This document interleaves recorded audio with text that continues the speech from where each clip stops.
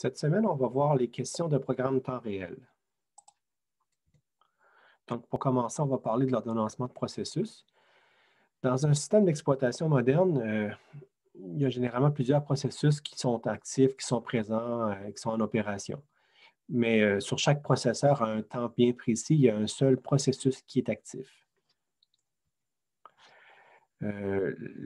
L'idée en général dans les systèmes modernes, c'est qu'on ne veut pas que l'exécution d'un seul processus monopolise la ressource. On veut pouvoir faire en sorte que plusieurs processus coexistent, cohabitent ensemble, puissent utiliser la ressource, se partager la ressource. Et donc, pour ce faire, pour arriver à quelque chose où l'exécution de plusieurs processus se fait bien, on va avoir une allocation correcte des ressources aux différents processus. Les approches modernes se basent généralement sur la préemption. Par la préemption, c'est de dire qu'on permet à un processus d'être interrompu. On peut interrompre donc un processus de l'externe, du point de vue du système d'exploitation, à tout moment pour allouer le processeur à un autre processus. Donc, on ne va pas avoir des approches comme il y a des approches qu'on dit coopératives, où on va entendre que le processus libère la ressource, le processeur. On va plutôt avoir une mécanique dans le système d'exploitation, dans la machine, dans l'ordinateur, qui permet d'interrompre à tout moment le processus pour libérer la ressource, assigner la ressource à un autre processus, permettre une exécution pendant un certain temps, puis possiblement le préempter lui aussi, et ainsi de suite. Donc, s'assurer que l'assignation des ressources se fait de façon juste entre les différents processus. La question qu'on se pose généralement, cependant, dans les systèmes avec préemption, c'est de dire quand on doit préempter et quel autre processus doit-on exécuter lorsqu'on a préempté un certain processus. Donc ça, c'est des questions qui sont importantes, fondamentales dans le fonctionnement de la mécanique. Parce que dans certains cas, on ne veut pas ou on ne peut pas faire de la préemption dans certains appels critiques au niveau du système d'exploitation, par exemple. La préemption n'est pas possible. Il faut attendre que l'opération se termine avant de préempter. Et donc, l'ordonnancement de processus, c'est une mission importante dans les systèmes d'exploitation modernes. C'est un des éléments importants. Puis, la stratégie d'ordonnancement, de dire quand on arrête et qu'est-ce qu'on lance ensuite comme processus, ça peut varier selon le contexte. Donc, on ne va pas nécessairement avoir une solution unique qui marche pour tout.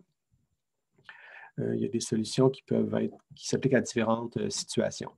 C'est un élément important dans des programmes temps réel. L'idée de faire de l'ordonnancement de processus est très important parce que ça va définir clairement ce qu'on peut faire et avec un bon mécanisme d'ordonnancement qui supporte le temps réel, c'est comme ça qu'on va s'assurer qu'on va respecter les contraintes intrinsèques imposées à notre programme temps réel, donc les délais, entre autres, qu'on ne veut pas dépasser.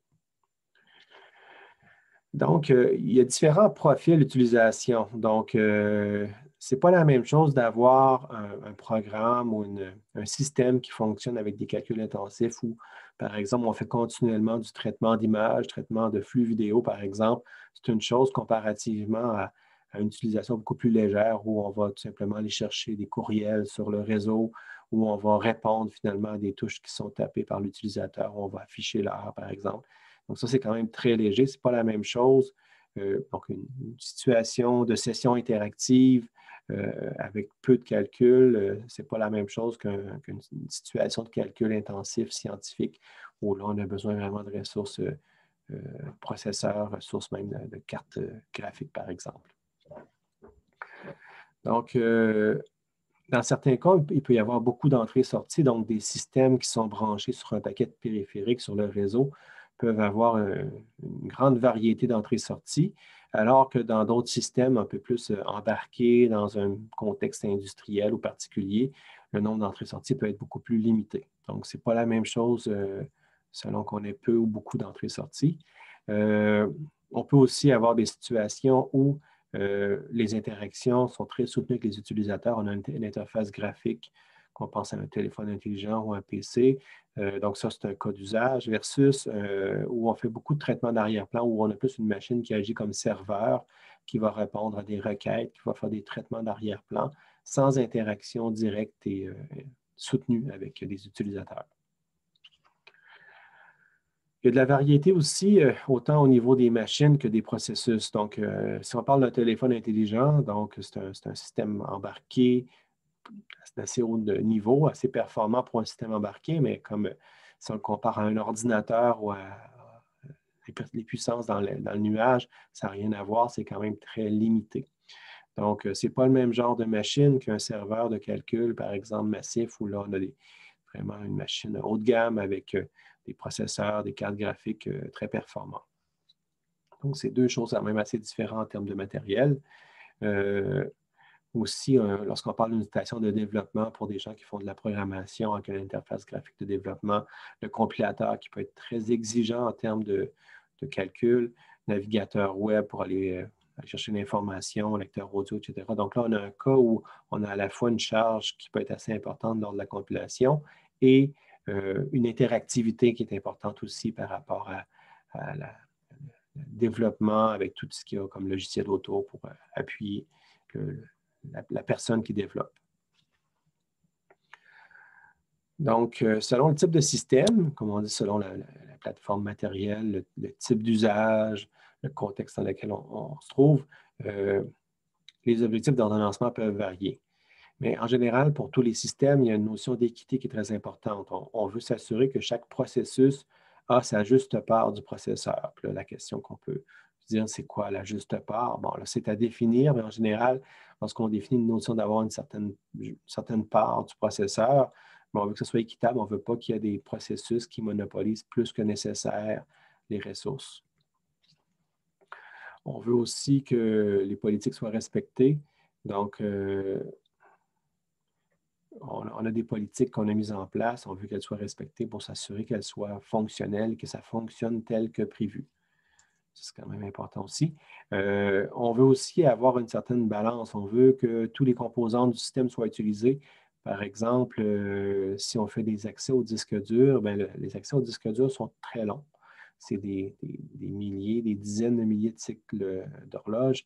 Et donc, pendant un accès au disque dur, généralement, on a intérêt à libérer ou à laisser faire l'accès en arrière-plan, puis d'assigner le processeur à d'autres choses qui peuvent être utiles, donc d'exécuter un autre programme qui dépasse le contexte d'un accès au disque dur. Donc, généralement, c'est pour ça que dans un système d'exploitation Unix, quand on fait un appel à Open, à Read puis à Write, bien, Open, c'est une chose, mais Read puis Write, c'est généralement des appels où on va perdre possiblement la main. Donc, on va laisser aller la main au niveau de l'ordonnancement parce que ça peut prendre énormément de temps de compléter l'exécution d'un read ou d'un write. Donc, étant donné ces grands délais-là, il faut s'assurer que les autres composantes sont utilisées, qu'il n'y a pas vraiment de monopolisation des ressources pour une composante. Il y a certains systèmes qu'on appelle les systèmes batch. Des systèmes batch, c'est dire qu'on a une suite de commandes ou de programmes qu'on veut exécuter, puis chaque commande demande un certain temps de traitement. Et donc, on est capable de lister à l'avance toutes les commandes qu'on veut faire. Donc, c'est comme si on donne une liste de choses à faire, puis cette liste-là peut prendre plusieurs minutes, heures à se compléter.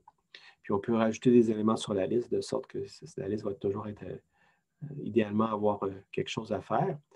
Et dans ce contexte-là, lorsqu'on travaille avec un système batch, on n'est pas interactif. Un système batch, c'est l'opposé de l'interaction dans le sens qu'on lui donne des commandes à faire et ça va prendre un certain temps. L'objectif, c'est de maximiser le nombre de tâches complétées par heure. On va couper sur l'interactivité, on va couper sur la vitesse de réponse pour minimiser le nombre de changements de contexte, puis s'assurer que les tâches, elles reçoivent toutes les ressources nécessaires pour s'exécuter le plus rapidement possible et d'en faire un maximum par heure. On veut donc minimiser, en termes de temps de réponse, on veut minimiser le délai entre la soumission d'une job et la complétion de celle-ci. Donc, les tâches, elles sont soumises, mais on veut qu'elles soient complétées assez rapidement, aussi rapidement que possible. On veut utiliser le processeur au maximum dans ce contexte-là. On veut éviter les pertes de ressources. On veut que la ressource soit exploitée à presque à 100 %. Donc, ce contexte-là de système batch, c'est vraiment dans un contexte où on a des tâches à faire, on n'a pas vraiment d'interactivité, on ne veut pas répondre rapidement, on veut répondre le plus efficacement en termes de ressources. Donc, sinon, on a les systèmes interactifs aussi. Les systèmes interactifs, c'est par exemple, on a les stations de travail. Ça, c'est plus que ce que vous avez comme ordinateur personnel ou ordinateur de développement. Donc, on veut répondre aux requêtes rapidement. Puis dans ce contexte-là, contrairement au système batch où là, on veut répondre, on veut livrer, on veut faire du calcul, le système interactif, lui, on veut répondre rapidement. On ne veut pas observer de latence, de délai important.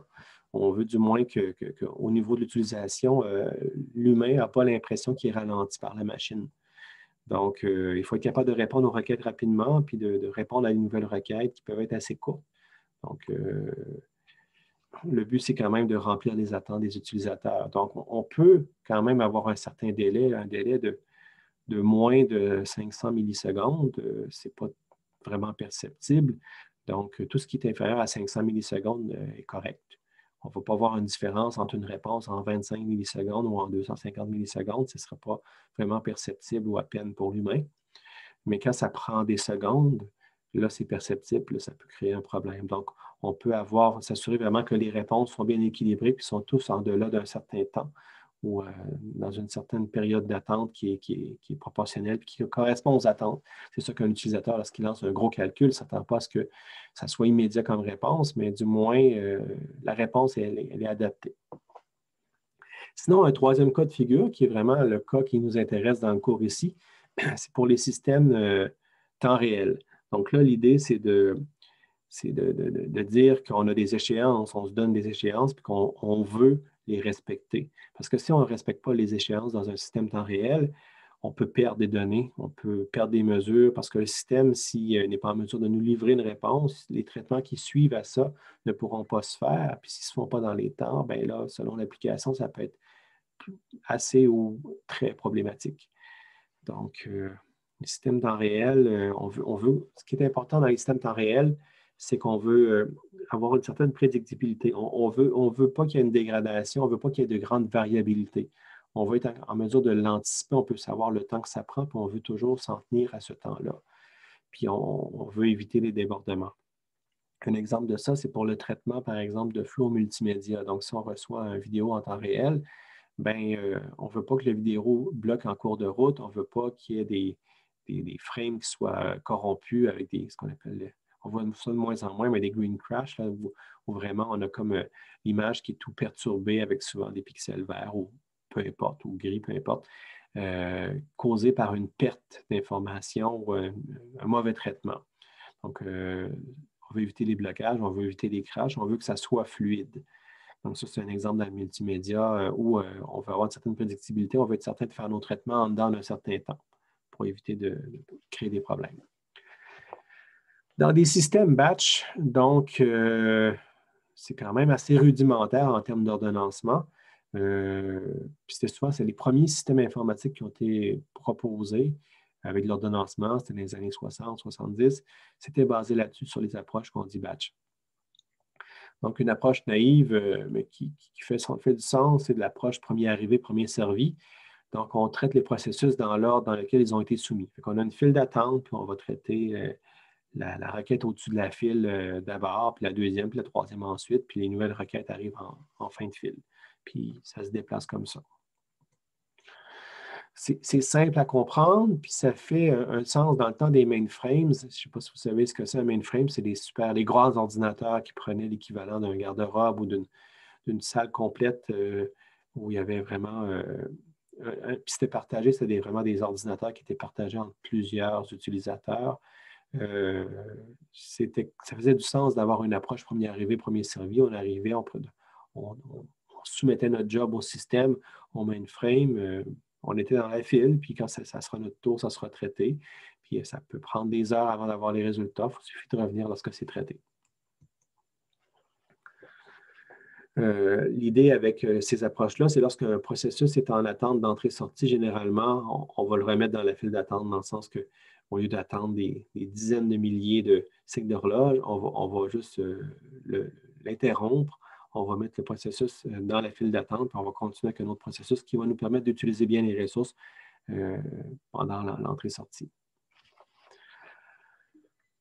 Un désavantage, cependant, avec ce genre d'approche-là, c'est que si on a des processus qui font beaucoup de calculs, ceux-ci vont monopoliser la ressource, donc puis vont fonctionner sans arrêt, alors que si on a un processus qui fait beaucoup d'entrées-sorties, mais il va être constamment interrompu, placé en fin de fil. Donc, les processus qui sont plus axés sur le calcul vont avoir un avantage très important par rapport à ceux qui font beaucoup d'entrées-sorties. Une autre stratégie d'ordonnancement possible dans les systèmes batch, c'est l'approche de dire la tâche la plus courte d'abord, le shortest job first. Supposons qu'on a plusieurs tâches d'importance égale. Il n'y a pas de priorité. Ce sont toutes des tâches qui sont aussi prioritaires les unes les autres et que la durée est connue à l'avance ou un estimé de la durée est connu à l'avance. Ce qu'on peut faire, c'est de dire qu'on va réordonnancer pour exécuter les petites tâches d'abord puis les tâches les plus longues à la fin. Puis l'intérêt de procéder comme ça, c'est que ça nous permet d'avoir une très bonne moyenne en termes de temps d'exécution parce que celles qui sont les plus rapides, on va les faire au début. Donc, le temps de réponse va être extrêmement court. Celles qui sont moyennement longues, on ne va pas trop attendre parce qu'on a servi celles qui sont courtes au début. C'est seulement celles qui sont très longues qui vont être traitées à la fin et donc, elles ne vont pas ralentir les autres tâches dans le sens que les autres vont avoir été complétées avant de se rendre à la tâche longue qui, elle, prend beaucoup de temps. Ça, c'est intéressant. C'est optimal en termes de temps moyen de traitement seulement lorsque toutes les tâches sont disponibles en même temps. S'il y a des nouvelles tâches qui s'ajoutent en cours de route, ça risque d'être sous-optimal comme ordonnancement. Mais si on connaît toutes nos tâches à l'avance, puis on sait qu'il n'y en a pas des nouvelles, puis on veut faire une exécution qui qui minimise le temps moyen d'exécution, bien, le shortest job first, tâche la plus courte d'abord, va faire le meilleur travail qu'on peut penser. On peut avoir une variation aussi sur le même thème, c'est de travailler avec la tâche avec le plus bas temps restant d'abord. Donc, ce n'est pas regarder la durée totale, mais regarder la durée restante en termes d'exécution. Donc, encore une fois, ça prend la durée connue à l'avance, mais là, la différence, c'est qu'on va faire la différence entre le temps prévu et le temps qu'on a consommé jusqu'à présent, disant que le temps restant, c'est lui qu'on va utiliser pour prioriser. Ça va nous permettre de faire en sorte qu'on va clairer, comme on dit, on va aller vraiment vers les tâches qui ne restent pas beaucoup de temps d'abord pour les faire. Puis les tâches qui restent beaucoup plus de temps vont être mises vers la fin, vont être laissées plus en attente. Elles vont être traitées plus tard. L'approche avec la tâche avec le plus bas temps restant d'abord, c'est que contrairement à la tâche la plus courte, ça gère quand même assez bien les arrivées des nouvelles tâches. Donc, lorsqu'il y a des nouvelles tâches qui s'ajoutent, on va être capable de les intégrer dans notre système quand même assez aisément. Maintenant, si on passe au deuxième cas de figure, qui sont les systèmes interactifs, il y a d'autres stratégies d'ordonnancement possibles. Il y a d'abord le round robin, que vous devriez tous bien connaître. Ça a été quand même vu dans le cours de système d'exploitation. En round robin, on veut que chaque processus s'exécute pour une période fixe. Donc, on a ce qu'on appelle un quantum. Le quantum, c'est une durée d'une certaine taille où on va donner la main à un processus. Mais lorsque le quantum est passé, on va changer de processus, on va mettre le processus en fin de fil, puis on va aller au prochain processus. Et ainsi de suite, on va comme donner jusqu'à un quantum à chaque processus durant l'exécution. Donc, le processus qui est préempté à la fin du quantum, s'il est encore en exécution, qui est placé en fin de fil. Donc, ça ressemble à ça ici, c'est de dire, par exemple, que la tâche A, c'est la tâche à s'exécuter. On lui donne un quantum de temps au niveau de l'accès au processeur. On fait cette exécution-là. Lorsque le quantum est expiré, on remet la tâche A à la fin de la file, comme on voit à droite, puis on va à la tâche suivante qui va être B, puis ainsi de suite. Donc, on va se promener entre chacun des processus en cours d'exécution. Ça, c'est facile à implanter. Ça ne requiert pas de connaître les temps des tâches. Donc, on n'a pas à savoir à l'avance combien de temps va durer la tâche A, parce que de toute façon, souvent dans les systèmes interactifs, on lance un programme puis on ne sait pas quand est-ce qu'il va être terminé, quand est-ce que ça va être qu'on va cesser d'utiliser. Ce n'est pas préétabli. Ceci dit, il faut bien ajuster le quantum. Le quantum, si la durée est trop courte, ça veut dire qu'on est constamment en train de changer de processus. Ça a un coût. Donc, ça nous coûte quand même, on gaspille des ressources à changer de processus fréquemment. Ça, c'est quand même un désavantage.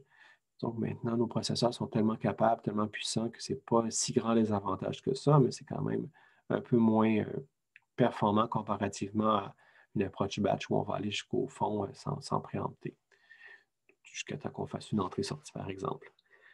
D'autre part, si le quantum est trop long, parce que si on se dit on va minimiser l'impact du changement de contexte, ça va augmenter le délai de réponse. C'est-à-dire que s'il y a plusieurs tâches en cours de route, puis le quantum est gros, ça veut dire que notre processus va avoir une longue attente avant d'être servi. Fait que ça peut donner des réponses qui sont un peu problématiques avec des délais, des retards, des applications qui ne répondent pas. Donc, un quantum trop gros, c'est problématique aussi. Ça se rapproche un peu d'une approche, des approches batch.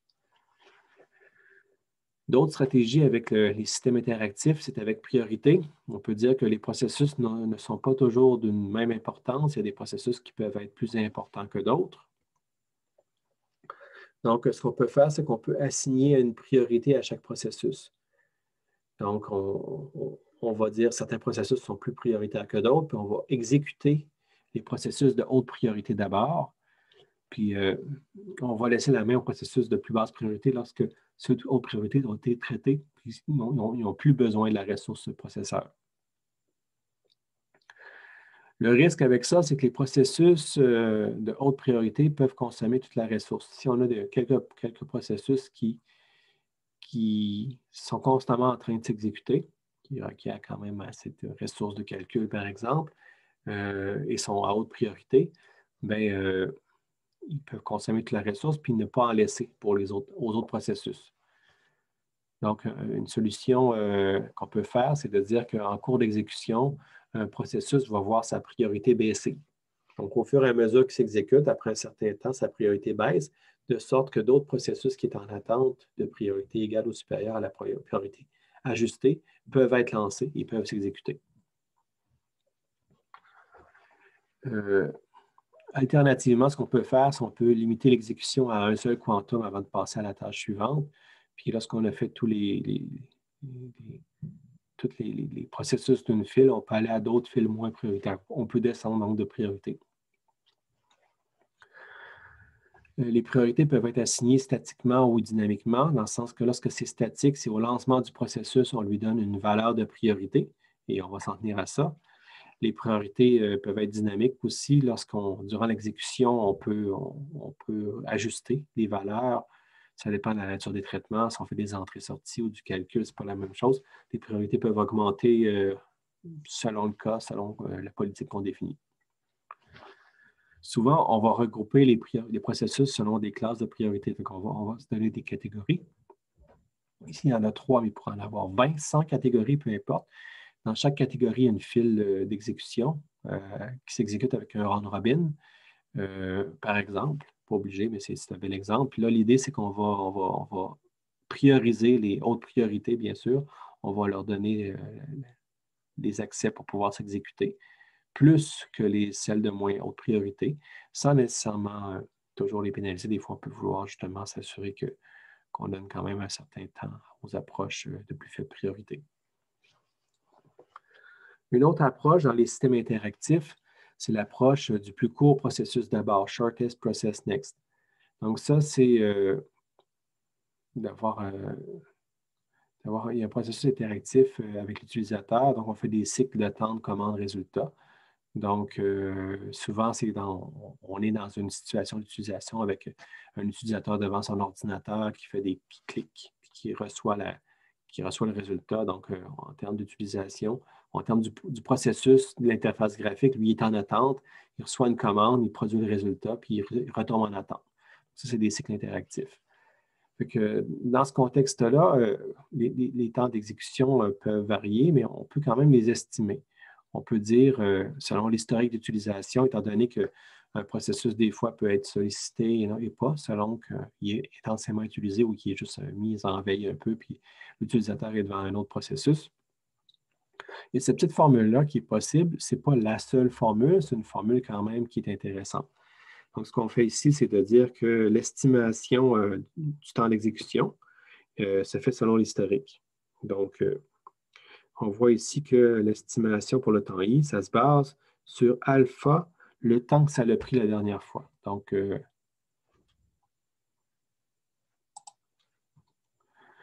EI, c'est la durée estimée du traitement d'une commande au temps i. Donc, on va dire, ça, c'est le temps qu'on pense que ça va prendre. Ensuite, le T I, c'est la durée mesurée du traitement de la commande au temps I. C'est quoi le vrai temps que ça a pris?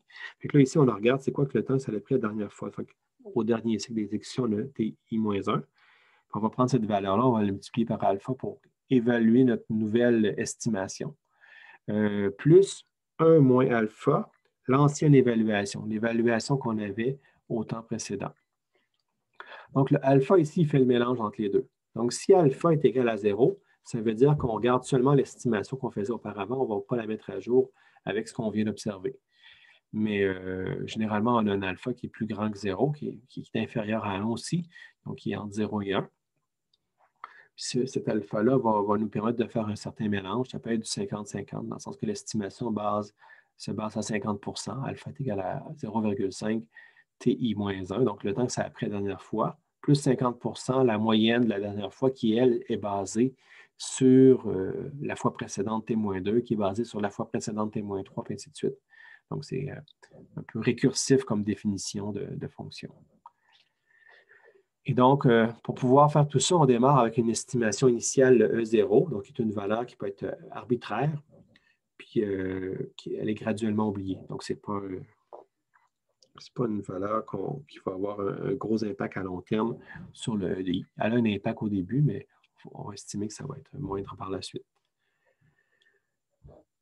Puis là, l'ordonnancement peut se faire donc sur cette estimation-là. Donc, on va être en mesure donc d'utiliser cette estimation-là du temps pour faire l'ordonnancement. C'est une stratégie qui est tout à fait valide, qui est quand même assez sophistiquée, mais qui peut donner des résultats intéressants.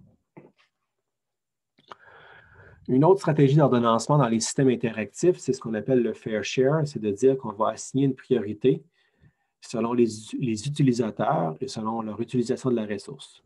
Donc, on va séparer ça par utilisateur. On va s'assurer que chaque utilisateur a sa part, sa juste part. Puis ensuite, on va voir c'est quoi l'utilisation de la ressource. Un exemple de deux utilisateurs, c'est si on dit l'utilisateur 1, il y a 4 processus, A, B, C, D, et le 2, lui, a un seul processus, le E. Si on fait du round robin, on va voir que ça va être quelque chose comme A, B, C, D, E, A, B, C, D, E. On voit qu'il y a un cycle ici, il y a un deuxième cycle, il y a un troisième cycle qui commence, puis ainsi de suite. Donc ça, c'est avec du round robin. Si on le fait avec du fair share, le fair share, c'est de dire qu'on veut quand même être équitable entre les utilisateurs en plus d'être équitable entre les processus, du moins respecter les priorités des processus. Et donc, on va faire l'équivalent de A, E, B, E, C, E. Fait qu'on voit qu'on fait A, B, C, D au niveau du processus utilisateur 1, mais une fois sur deux, c'est l'utilisateur 1 et une fois sur deux, c'est l'utilisateur 2 qui, lui, est seul le processus E. Fait que lui, c'est E à toutes les deux fois. Fait qu'on voit finalement le patron ici, à savoir que le fair share fait un round robin entre les utilisateurs, puis à l'interne des utilisateurs, peut faire un autre round robin sur les processus. Donc, au début, généralement, on va partir avec une part égale entre les utilisateurs. Donc, on va vraiment mettre du 50-50.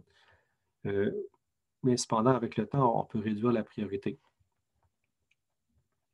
Donc, si on voit qu'un utilisateur consomme beaucoup de ressources, on peut réduire sa priorité et laisser plus de place à des utilisateurs moins gourmands, par exemple. C'est une approche possible.